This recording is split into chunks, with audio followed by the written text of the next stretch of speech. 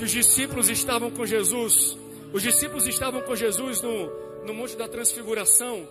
E a glória foi tão grande, foi tão maravilhosa naquele monte, naquele local, que um dos discípulos, ele fez uma proposta que me dá vontade de fazer agora essa proposta. Ele falou assim, ó: vamos montar uma tenda e morar aqui. Vamos fazer habitação nesse lugar. Eu vi Elias, eu vi Abraão. Monta a tenda para eles também, porque está gostoso aqui. Na versão do pastor Samuel eu vou colocar uma rede, uma cunha de açaí. Eu não quero mais sair desse local aqui, ó, desse local de glória. Quem está sentindo essa glória? Quem está sentindo essa presença? Louvado seja o nome do Senhor. Enquanto você está em pé, aleluia, abra sua Bíblia no Evangelho de Jesus, segundo Mateus escreve. Mateus capítulo 14, versículos 22 a 23. Eu vou querer pregar uma mensagem inerente à série de mensagens que estamos estudando, que é GPS. Nós já pregamos sobre o Espírito Santo, depois sobre a Bíblia. Agora vamos falar um pouco sobre o que é ser guiado. O GPS é aquilo que nos guia, né? A gente coloca o endereço e ele vai para cá, dobra para a direita, dobra para a esquerda. E nós vamos ver aqui uma situação interessante, que Jesus guia os seus discípulos, mas Jesus guia eles para um vento e para uma tempestade. Eita, será que o Senhor guia a gente para vento e tempestade? Mateus capítulo 14, aleluia.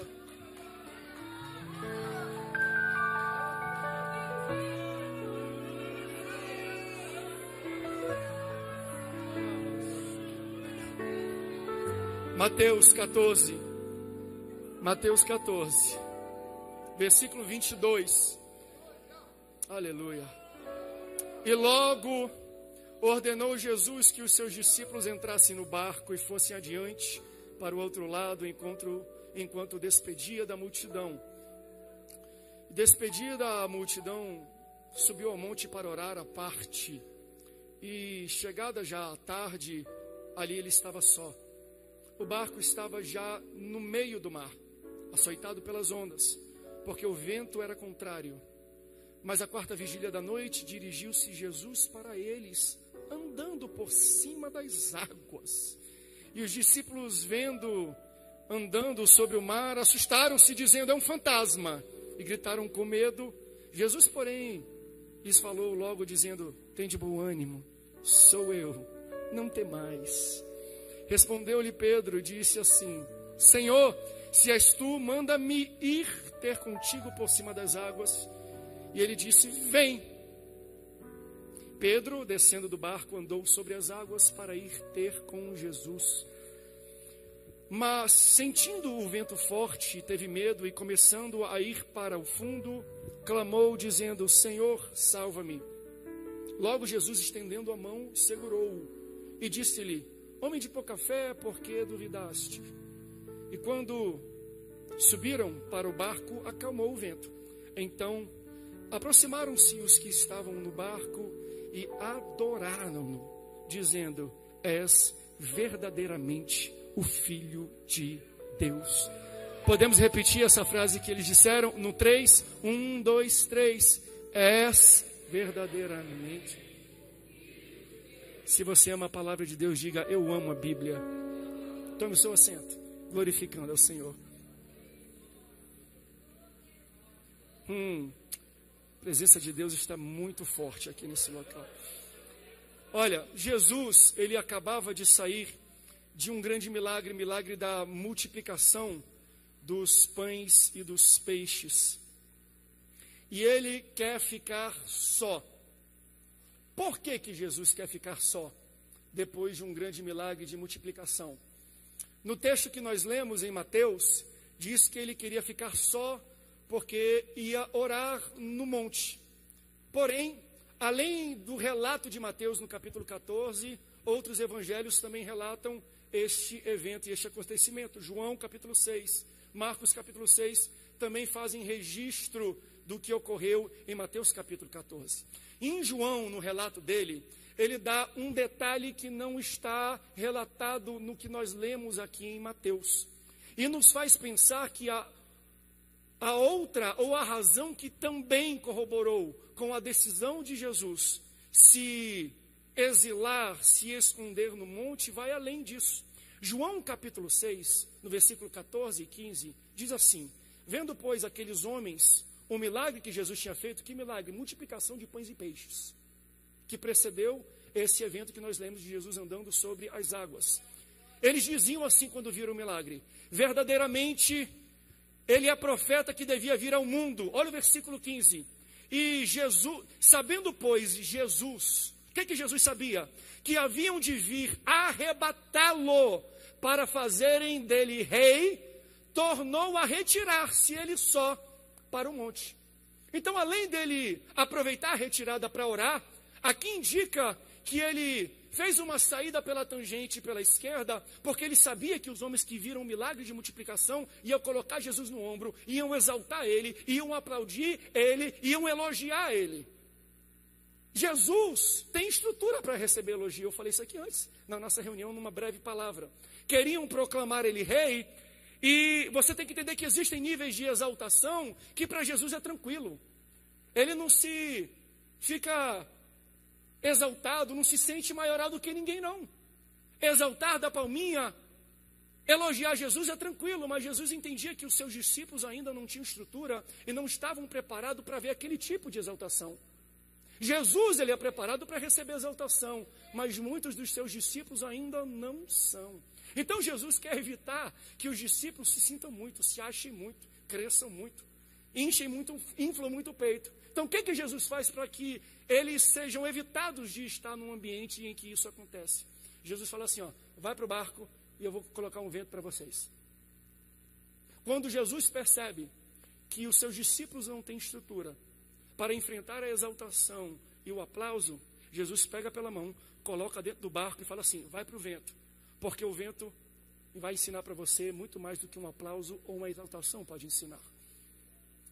Tem vezes que Deus deixa a gente passar pelo vento, porque Ele fala assim, o vento ensina mais do que um aplauso.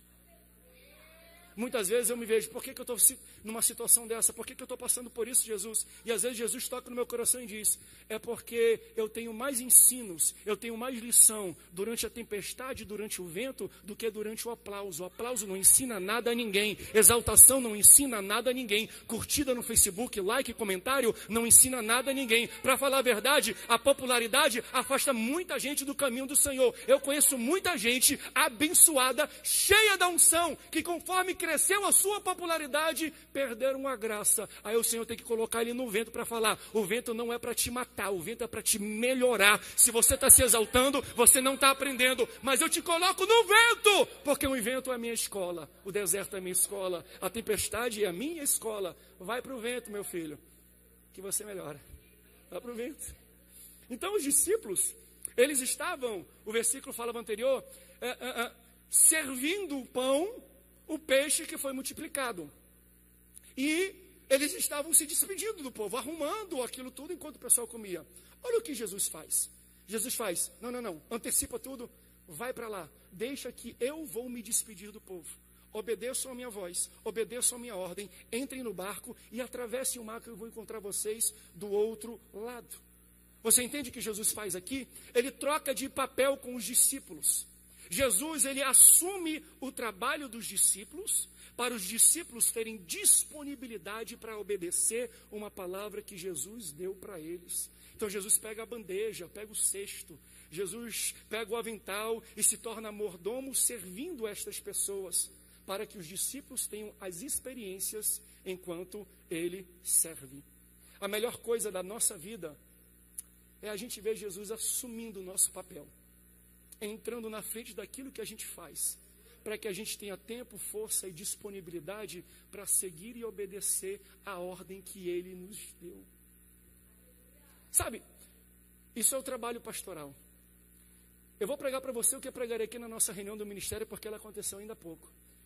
Existe um preço no ministério. E quem sente geralmente esse preço é a nossa família.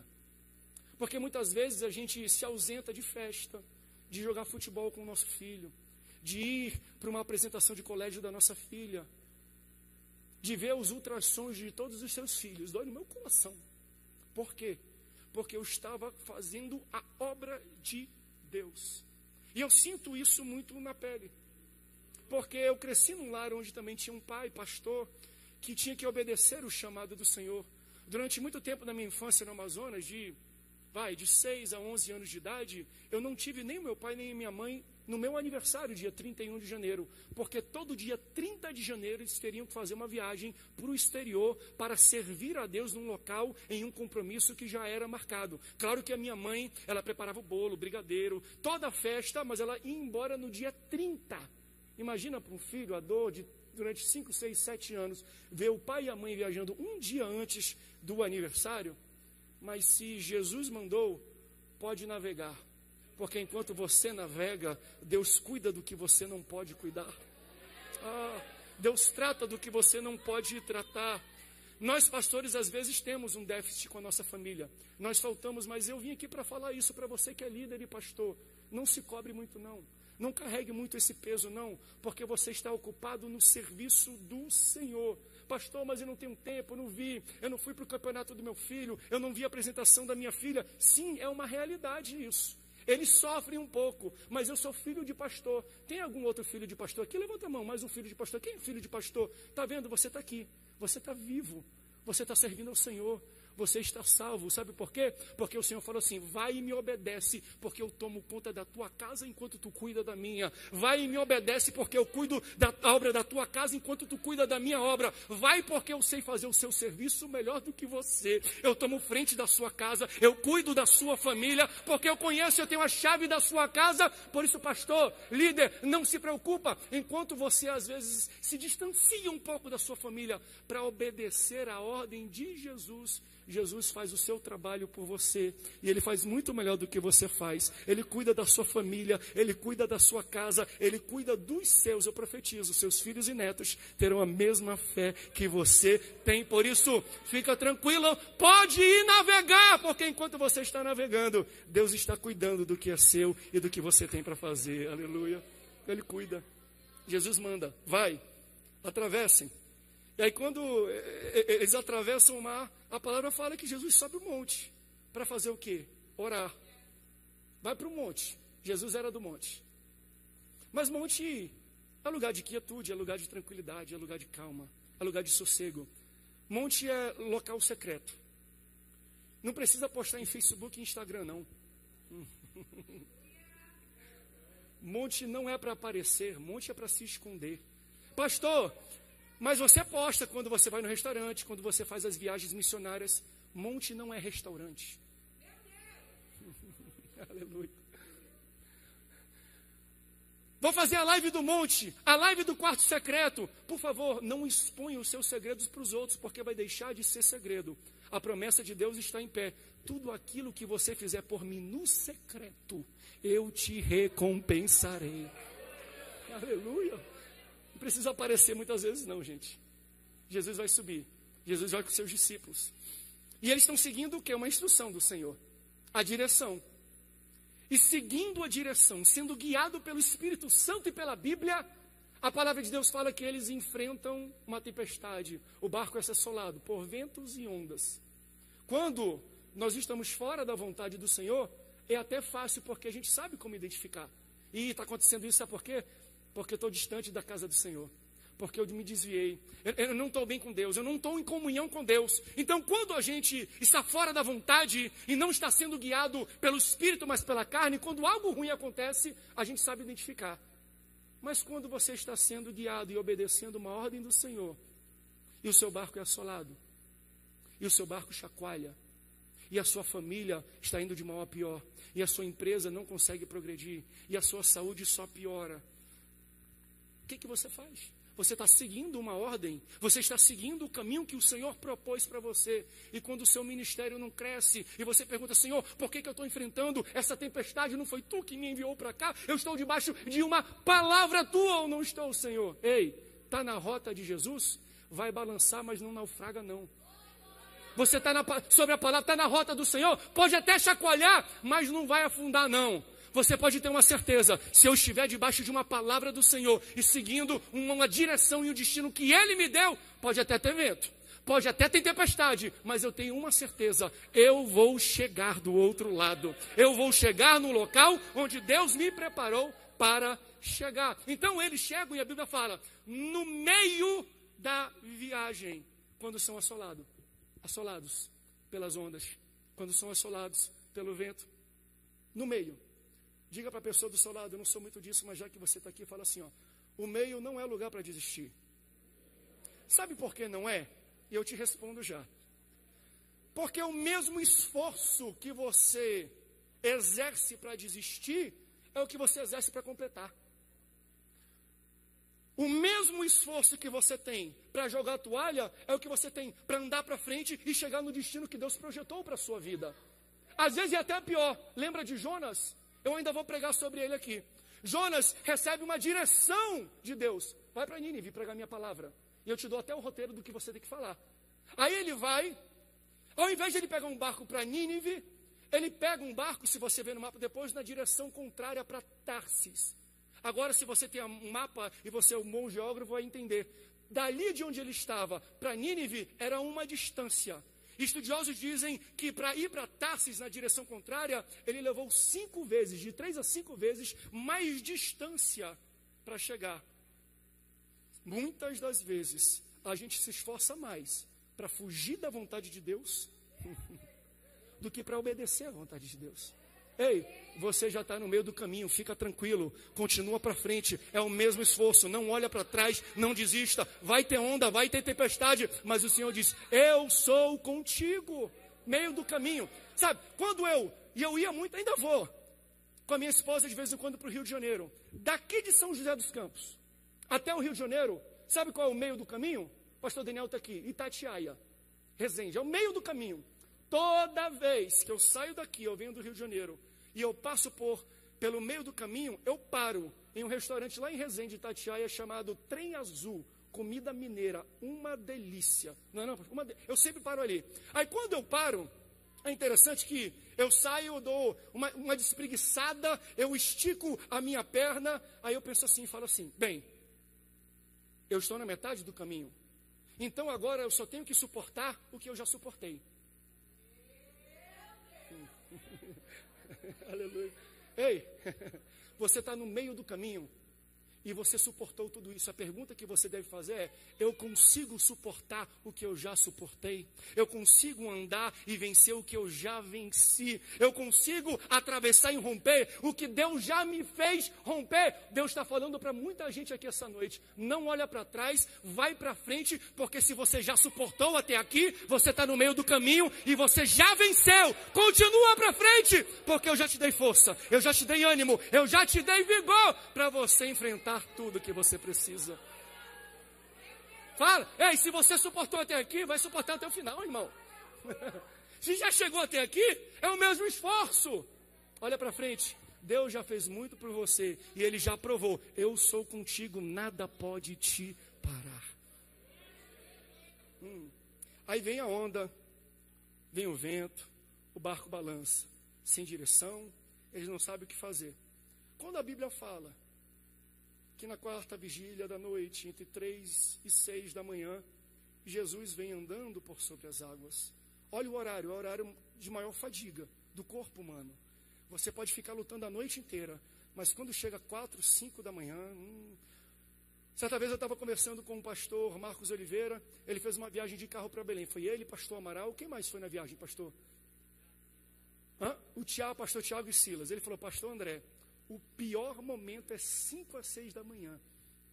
A 4ª vigília da noite. Por quê?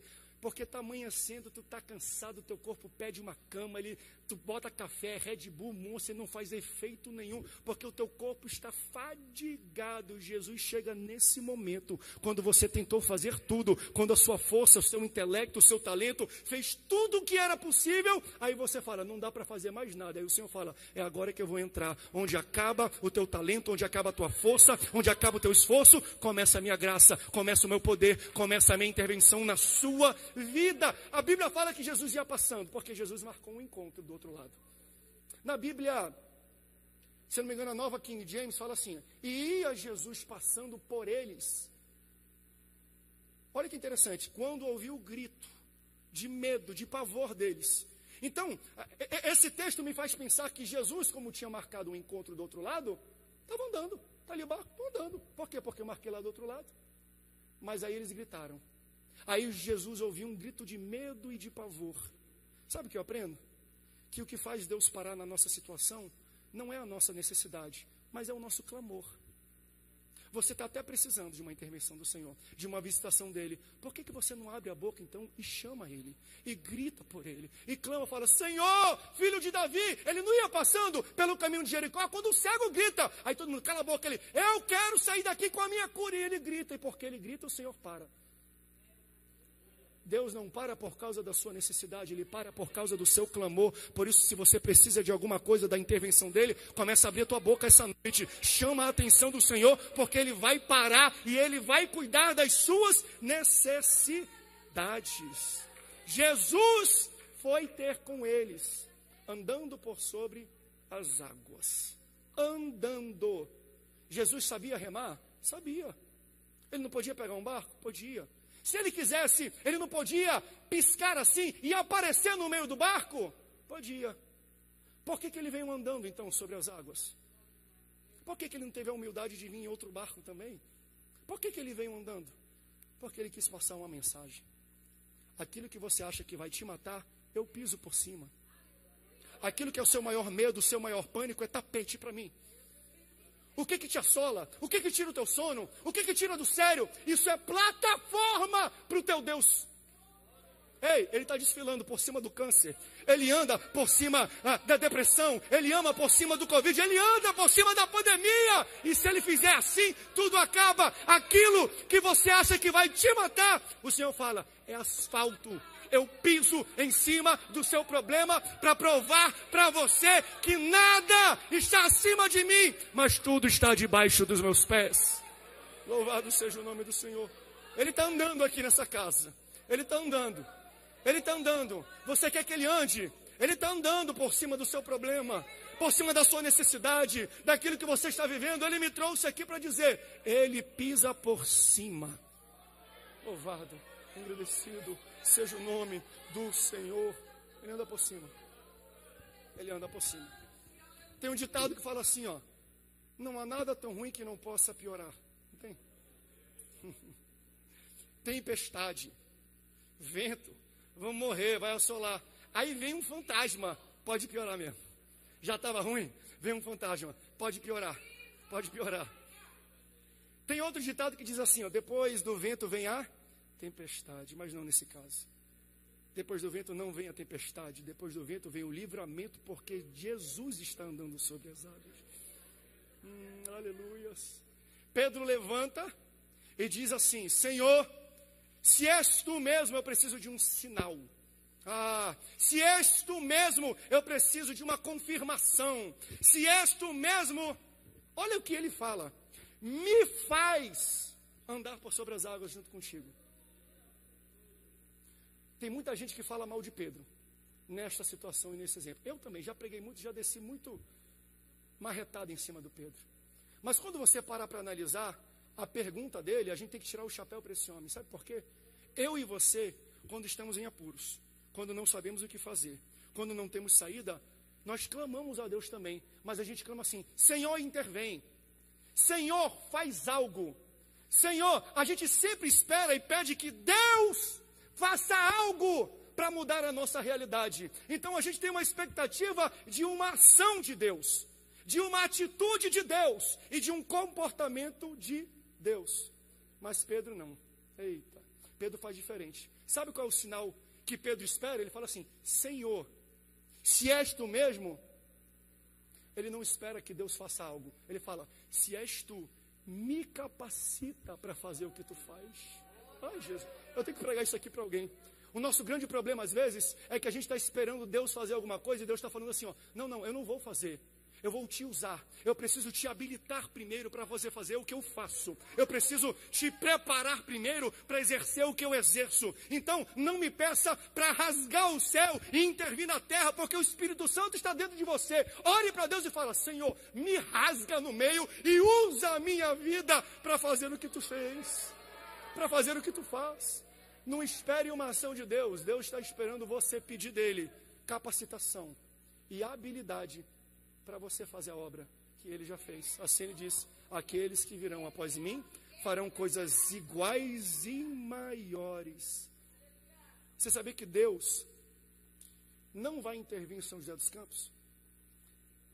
Ele vai te usar para intervir em São José dos Campos. Ele vai nos usar para intervir no Brasil. Por isso, toda vez, quem é do centro de convenções sabe disso. No final, a minha oração é assim: Senhor, se tu procuras em São José dos Campos pessoas dispostas, disponíveis, aguerridas, corajosas, cheias de ti para fazer o que tu quer realizar, encontra no nosso coração disponibilidade. Cuida do que a gente não pode cuidar, para a gente ter disponibilidade para fazer o que tu precisas fazer. Deus vai fazer algo extraordinário em São José dos Campos. E a minha oração como pastor dessa igreja: Senhor, não deixa a Assembleia de Deus de fora daquilo que tu vai realizar. Não deixa os pastores, as congregações de fora daquilo que tu estás fazendo em São José dos Campos. A gente tem que ter a oração e o pedido de Pedro: Senhor, não precisa fazer não, me capacita para fazer o que tu faz. Me prepara, me habilita para fazer o que tu faz. Sobe aqui, louvor, sobe aqui, sobe aqui. Aleluia, sarabassu e andarás. Ei, meu irmão, Deus está te capacitando. Ele está te dando palavras essa noite. Ele te habilita hoje, Ele te dá fé hoje para realizar tudo o que Ele fez. É por isso que Ele te escolheu e te colocou aqui. Pastor, estou no meio da tempestade, no meio do barco. Fala para o Senhor: Senhor, me faz andar nas águas assim como tu anda. Aleluia. Não espere uma ação de Deus. Deus está esperando você dar o primeiro passo, que Ele coloca chão e você vai conseguir pisar. Aleluias. Aleluias, aleluia. Senhor, me faz aí andar até você, me dá esse sinal. Olha a resposta de Jesus: vem. Ele não compôs música, ele não fez um textão, ele não fez um post grande. Não, não, não. Ele deu uma única palavra: vem. Para você realizar o que você precisa para Deus, não precisa acabar a pandemia, não precisa mudar de presidente, não precisa ter uma reviravolta na geopolítica. Tudo que você precisa para fazer o que Deus chamou é uma única palavra: vem. Ele fala: vem. E quando Pedro pisa, a água vira chão. Ela se torna rígida. Quando Pedro pisa, não é mais água, é pedra. Pedra. Pedro és pedra.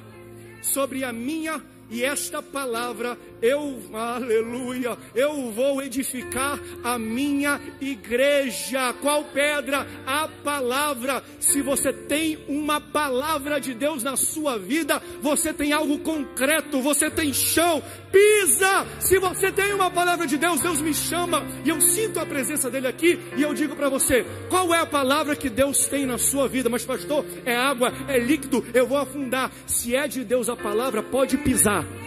Se essa palavra de Deus, pode comprar.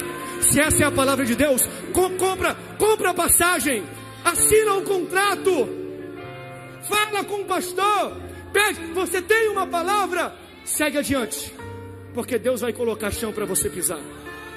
Aquilo que é mole, aquilo que, pastor, eu não sinto tanta solidez. Se é de Deus a palavra, você não precisa ver solidez. Olhe para a palavra, porque a palavra tem poder para que ela se realize. Você sabia disso? Quando Deus te dá uma palavra, embutido na palavra vem o poder para que ela mesma seja exercida. Mas pastor, o meu problema é muito grande. Quanto maior o problema, maior a palavra. Quanto maior a palavra, maior o poder que Deus vai determinar e te encher para você executar o que você precisa. Você não precisa de cenário favorável, você só precisa de uma ordem. Aleluias. Você só precisa de uma palavra. Pastor, dinheiro não é dinheiro, casamento não é casamento, diploma não é diploma. Para você obedecer aquilo que Deus propôs para a sua vida, você só precisa que Ele diga: vem. Alguém veio pedindo o sinal do Senhor essa noite? Ele está te dando esse sinal. Ele está dizendo assim, ó, vem. Eu dou as condições. Eu coloco o piso. Eu habilito, eu te dou sabedoria para você fazer o que você não pode fazer. Para você exercer o que você não consegue exercer. Daí ele pisa. Aleluia. Sinta a presença de Deus aqui nesse lugar. Ele pisa. Quando ele pisa, gente, é chão, é asfalto. E ele sai andando nem acreditando. Daqui a pouco o vento sopra alto. O vento é turbulento, o vento se levanta. Aí a palavra de Deus fala que ao invés de olhar para Jesus, ele olha para o vento. Quando nós olhamos para as situações que acontecem ao nosso redor e paramos de olhar para Jesus, a gente afunda. Pare de olhar muito para o noticiário. Para de olhar para outras situações, olha para Jesus. Pastor, está afundando, é porque você tirou os olhos do Senhor. Levanto meus olhos para o monte, de onde virá o meu socorro. Meu socorro vem, não é do monte. Meu socorro vem de Deus. Sabe por que eu digo isso? Na minha infância, e eu cresci parte da adolescência, juventude no Rio de Janeiro, eu fiz aula de skate e de surf. E tem algo que foi falado que eu falei assim, um dia eu vou pregar, e olha que eu pregando. O professor, o instrutor disse assim, é muito simples, André. Quando você dropar a onda, que você fica em pé em cima da prancha, como é que você vai para um lado ou para o outro? Você não precisa ficar mexendo com o pé, porque você perde a sua sustentação e a sua estabilidade. É simples. Assim como no skate, no surf, se você está sendo empurrado por uma onda, para onde você olha, naturalmente o peso do seu corpo vai cair e você vai. Então se você está aqui, se você olha para cá, o seu corpo vai para cá. Se você olha para cá, o seu corpo vai para frente. Aí o Senhor me aplica isso aqui. Tirou lá do surf para o público para dizer, para onde você olha, você vai. Se você olha para o vento, você vai para o vento. Se você olha para a tempestade, você vai para a tempestade. Mas se você está com os olhos fitos no Senhor, você não vai nem para a esquerda, não vai nem para a direita, você vai na direção daquele que é o autor e consumador da sua fé. Você não está sozinho, olhe para o Senhor, porque tudo aquilo que eu olho, eu magnifico.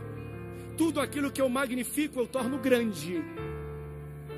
Tem muita gente olhando, magnificando e tornando grandes os problemas. O vento, a tempestade, a pandemia, a doença, a morte, o pânico, o pavor. E o Senhor está falando, muda o teu foco. Quantos querem mudar de foco essa noite? O vento bate. E o vento, na Bíblia, pode ver, pregador e tudo, quando eles vão falar de problema, é um vento. E aí como é que tá? Estou passando por um vento, pastor. Vento é sinônimo de problema. Vento é sinônimo de derrubar, de distanciar dos caminhos do Senhor, de querer fazer você cair, te destruir e você não alcançar os braços do Pai ou o desígnio que Ele tem para a sua vida. Só que aqui o vento não foi algo ruim. Como assim, pastor? Porque quando ele estava com uma palavra, ele começa a pisar. Daí ele pisa e começa a andar. Só que Pedro está andando sozinho. Aí o vento que vem para querer matar ele, para querer destruir, afundar, desviar ele, ao invés, claro que ele começa a afundar, a Bíblia não fala que ele ficou submerso e Jesus, não. Quando ele começa a afundar, ele grita, Senhor, me socorre, me ajuda. Aí o Senhor, que via ele antes andando sozinho, agora pega ele pelas mãos. E a palavra de Deus fala, e eles voltam de mãos dadas. E o Senhor sustenta e segura Pedro de volta para o barco. E o vento e a tempestade acalma. O vento não vai te matar, o vento vai te aproximar daquele que controla a tua vida. O vento que se levantou aqui para destruir Pedro, fez aproximar Pedro do Senhor. Se você é crente pentecostal, você sabe o que é isso. Quanto mais problema, quanto mais tempestade, quanto mais vento, mais joelho no chão, mais boca no pó, mais oração, mais consagração, mais língua estranha, mais leitura de Bíblia. Por quê? Porque vento para aquele que é guiado pelo Espírito Santo e para a Bíblia, não desvia do caminho do Senhor. Me aproxima muito mais, me torna mais íntimo e mais próximo daquele que controla o vento, daquele que controla a tempestade, daquele que tem controle de todas as situações. Por isso o Senhor me diz hoje, Ele tem controle.